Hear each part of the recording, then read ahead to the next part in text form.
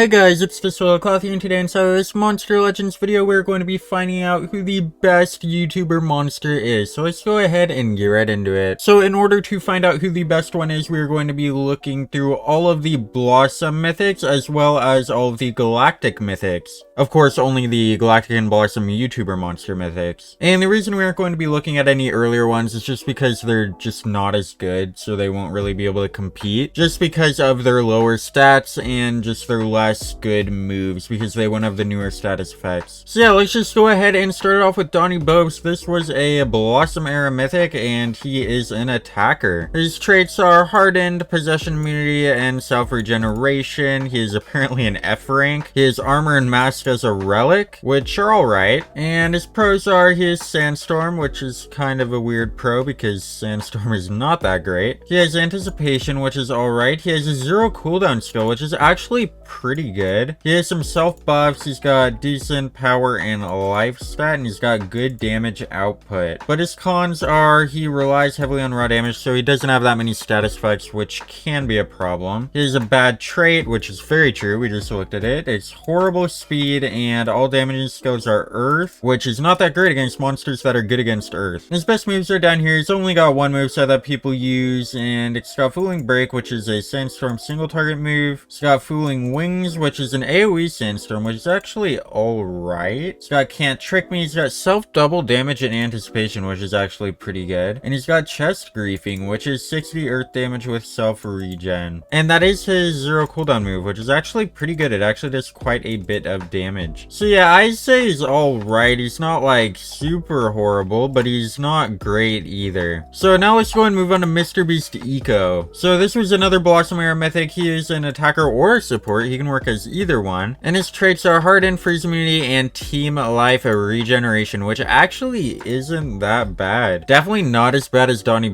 traits. And his relics are Sword and Banner, which are both actually really good. Really great relics. So he has great power and speed, nice raw damage. He's got amazing relic slots, which, yep, he really does. He's got solid support capabilities. He's got allied double damage, damage boost, stamina regen, and team life regeneration, which are all pretty good. And he also has moderate to low cooldowns, which is of course always nice. And his cons are only has access to one torture, so he's kind of like Donnie, which he only had Sandstorm. I don't know what this one has. Oh, he is Drowned, which is actually probably better than Sandstorm in my opinion. And his regeneration can be countered with reverse healing, which I don't think really matters that much. And he can be easily denied with everything except freeze due to his horrible trait. And he has bad life, which, yeah, he's not really a tank though, so I don't think that really matters. And his best move is down here. He does have a 70 nature damage move, which is quite a bit. And he's got a Drowned single target with 65 water damage, which is pretty good. And he also has a 40 water damage move, but that one has 0 cooldown, which is pretty good as well. He's got Save the Ocean. It's an AoE 35 with Drowned, which is okay. And he's got an ally double damage with a regeneration, which is pretty good. And he's also got an AoE nature damage with team regeneration. So yeah, he's got some okay moves, nothing too special though. Let's go ahead and move on to TommyInnit. I believe that this is the last like bad one that we're going to be looking at, and he is going to be an attacker. So his traits are Harden, Burn and Ignite immunity, and self life regen, which is okay, nothing too great though. He's got sword and armor for relics, which are alright. And he has access to fire moves. He's got great power and speed. He's got good attacker relics. He's got low all around cooldowns. He's got decent spammable healing move. And his cons are blend move pool. Most of his moves are nature. Half of his skills are AoE, which is actually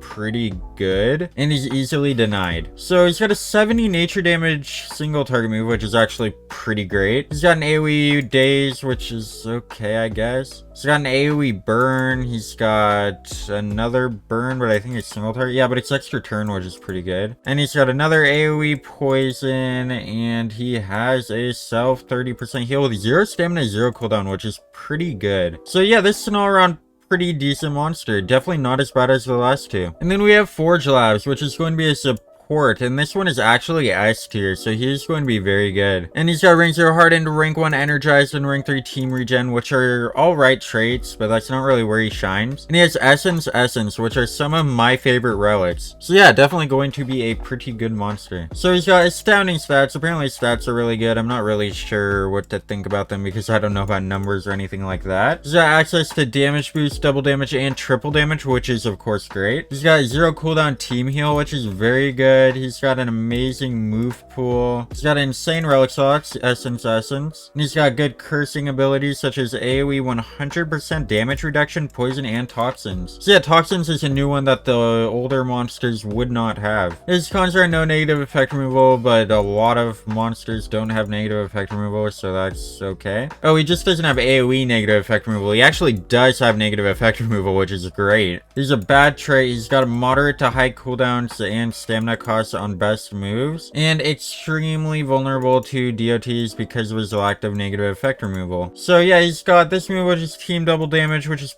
pretty great with a 30% heal. He's got an ally NER, which is of course great, and triple damage. And he has a team 20% heal and regeneration. He's got an AoE total damage reduction. So yeah, this is an amazing support right here. Just definitely very, very great. Now let's move on to Phase Rug Pro. So he's going to be an attacker, and he's going to have sudden death immunity, nightmares immunity, and true vision. So he has access to double damage and fire weakness and increased damage output, which is alright. He's got nice damage output. He's got good stats, good relics, and true vision. And his cons are no AoE fire damaging skills, which isn't that big a deal, and awful trait. And his moves, he's got self double damage, which is pretty good for an attacker, with true vision. And he has a fire weakness with 55 fire damage, which is pretty good. He's got an AoE 40 special damage with blind, and he's got a 65 fire damage with burn. So yeah, an all-around pretty decent monster. Definitely not as good as forgelabs, but he's probably the best attacker out of any of these. And then we have Darman right here, which is another support. He's got hardened, area super attune, and status caster area life regen. And his relics are banner and essence, which are actually very good relics. So his pros, he's got triple damage, double damage, and damage boost. He's got vulnerable, which is amazing. He's got insane speed. He's got 50% stamina restore that costs 0 stamina, which is actually very great. And he can restore lots of stamina and heal his allies thanks to his skill sets and his amazing relic slots. And he's got area super attuned, which is of course great, and he has great relics. Then his cons, no NER, situational trait, and very low life. So he has an ally triple damage with stamina regeneration. He's got an AoE 30 thunder damage with a vulnerable, which is very great, AoE vulnerable. And he has a team 50% stamina restore that costs 0 stamina, which is great, and he has a team precision and double damage. So this is again just a really amazing support. Definitely a great monster to have. But I don't think he's as good as forgelabs. I do think forgelabs is a tiny bit better. Yeah, I do think that forgelabs is the best YouTuber monster in the game right now, but I do also think that Darman is really close. He might even be in second place. But yeah, forgelabs is very, very great. Definitely the best YouTuber mythic. If you have him, definitely use him. He is an amazing support. So yeah, I'll see you guys in the next one. Don't forget to like, share, and subscribe, and let me know down in the comments what you think is the best YouTuber monster. Bye!